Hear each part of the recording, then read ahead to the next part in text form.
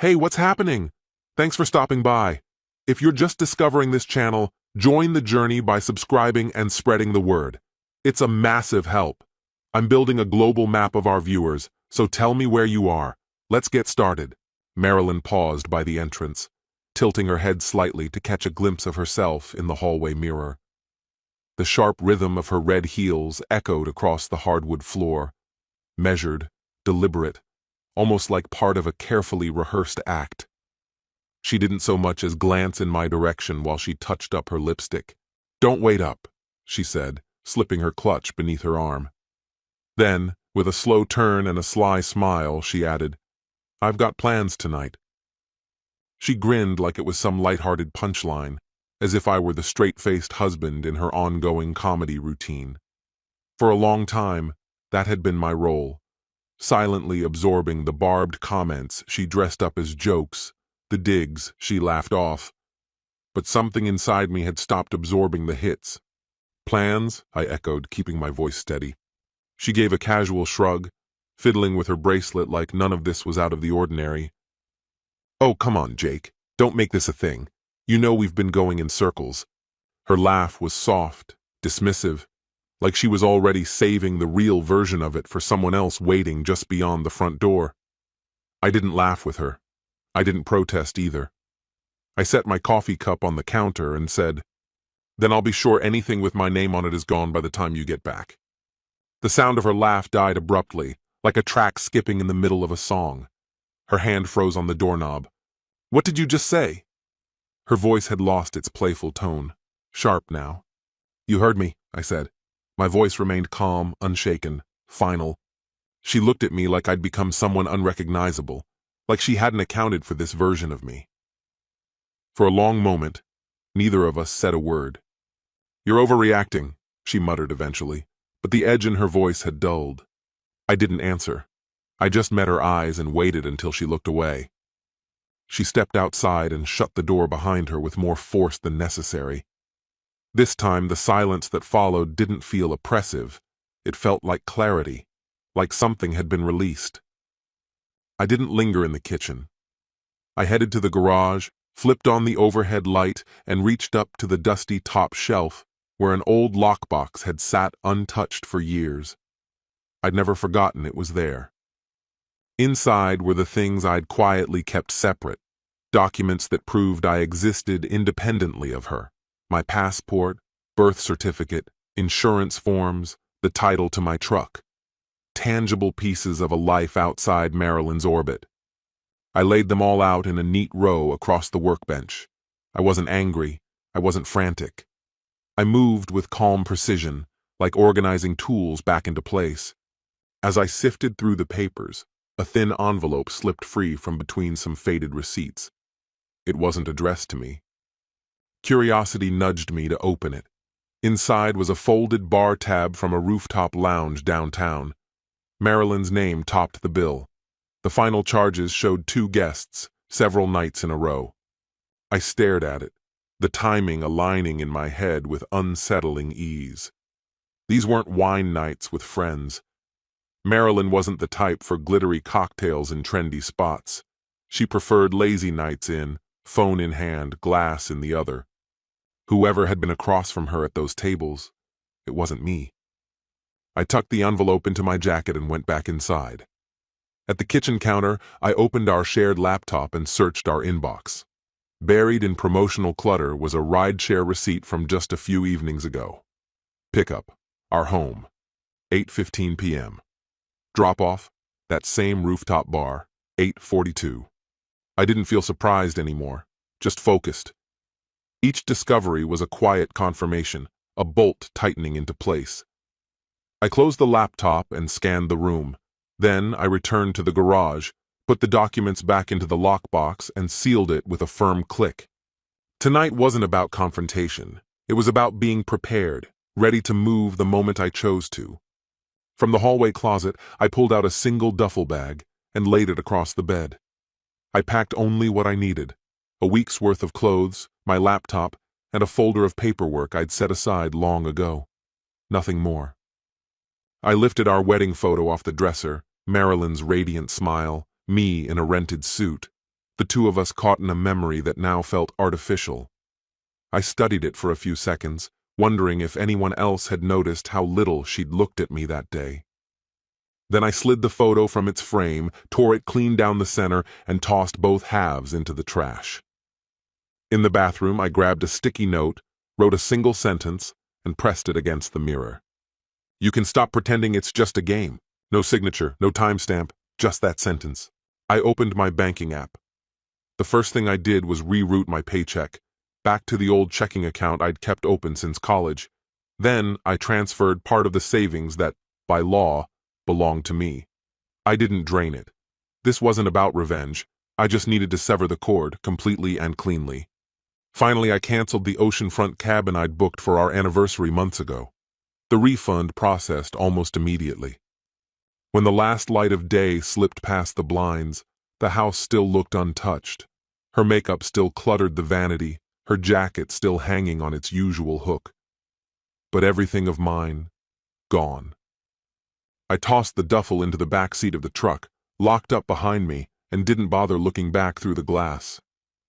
That night, I checked into a temporary rental across town. A single bedroom, bare furnishings, the faint scent of fresh paint still lingering. But it was quiet. I dropped my bag on the floor, sat at the small kitchen table, and messaged Carter, an attorney I'd been introduced to through a friend. The message was direct. "Hey Carter, Jake Walker here. Need to meet as soon as possible. It's serious." I set the phone aside, shut my eyes, and let the silence settle around me like armor. The rental's Wi-Fi was patchy, but strong enough to keep the live feed from the front porch camera running. I waited, laptop open, eyes fixed on the stream. Just after midnight, headlights swept across the driveway, Marilyn's car. She stepped out, heels clicking on the concrete. She walked up to the door with that same effortless grace she always carried. The door opened. She walked inside, still focused on her phone, then she stopped. Her gaze moved slowly across the room. The closet door stood open, my side, empty. She placed her clutch on the table, then made her way down the hall. Her steps were slower now. Her screen lit up. First call. I let it ring. A few minutes later, the first message came in. "Very funny. Come on, Jake, stop being so dramatic." Then another. "Fine. You win. Let's talk. I'll fix it." By 2 a.m., the tone had shifted. "Where are you? This isn't okay." Followed by, "You're doing that thing again. Overreacting." By sunrise, she'd called 12 times and left 4 voicemails. I didn't answer a single one. I logged into our shared Wi-Fi account and reset the admin password. Logged out of every joint app. Deleted my cloud profiles. No discussions, just clean severance. Around mid-morning, another ping. "Jake, I'm really scared now. Please, just call me." I closed the laptop. I wasn't going to be her calm anymore. That had been my role for years, absorbing the chaos, being the anchor during her storms. Not anymore. I looked out the window at the parking lot. Marilyn was starting to understand what silence can mean. And I was realizing how solid silence could feel. By the second night, her messages had tripled. Over 30 missed calls. A flood of texts. Some flirtatious, some panicked. I ignored them all.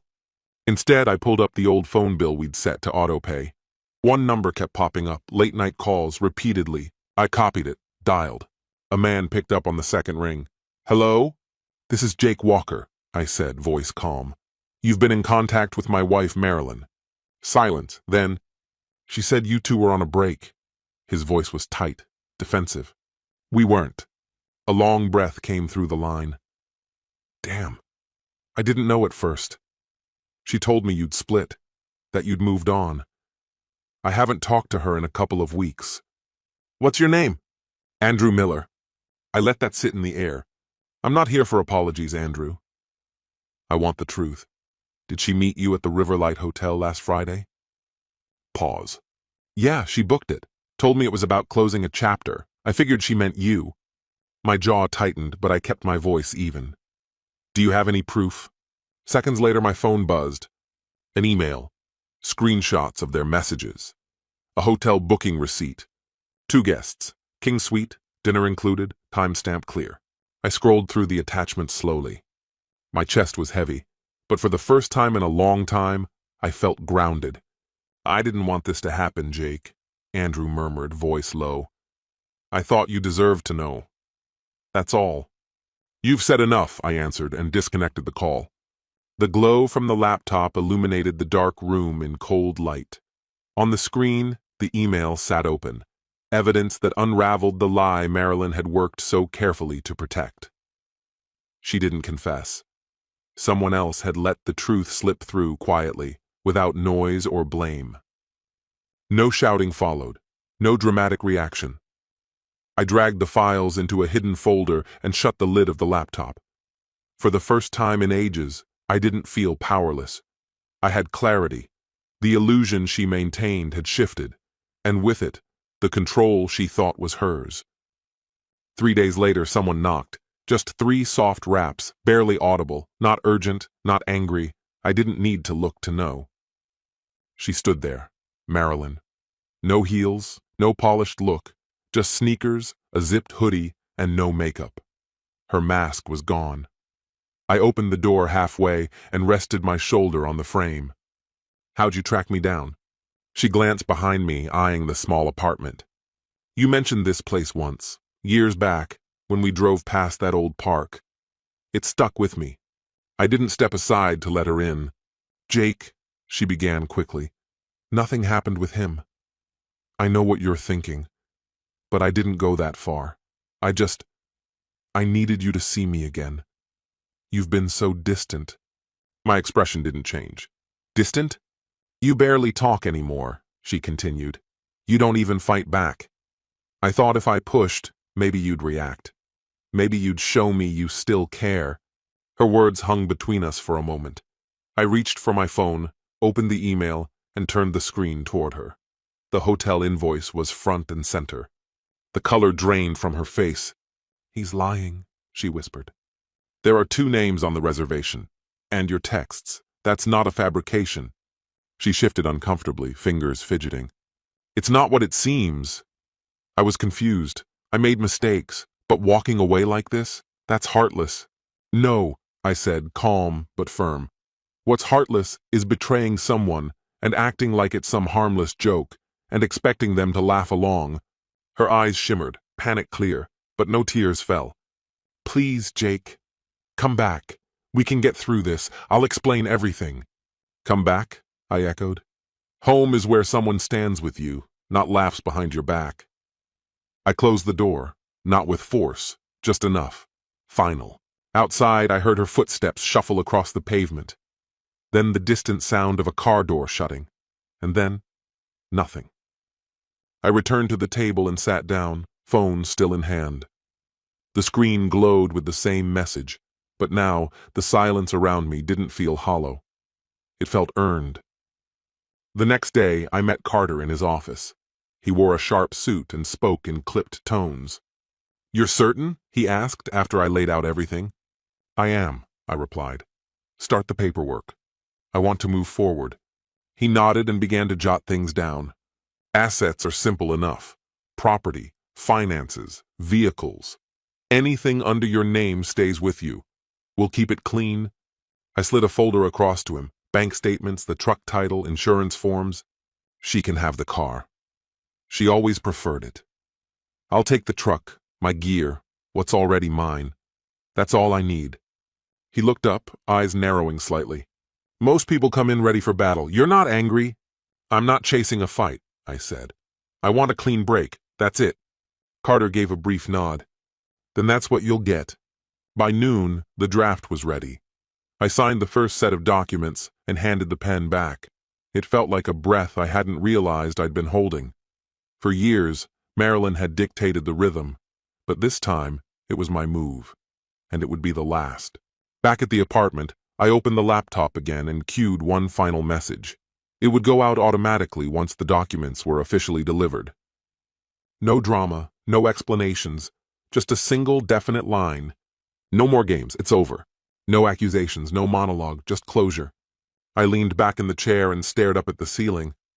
That evening, her name flashed across my phone screen again. I let it ring. A voicemail followed, her voice raw, repeating my name like it might undo everything that had already unraveled. I didn't listen to the rest. I erased it. The line had been crossed. There was no going back. A week later, I signed a lease for a simple apartment on the other side of the city. Nothing fancy. 2 rooms, unadorned walls, and a balcony that overlooked an alley and little else. But it was mine. No clutter, no noise, no false promises. A life stripped down and rebuilt, from the ground up.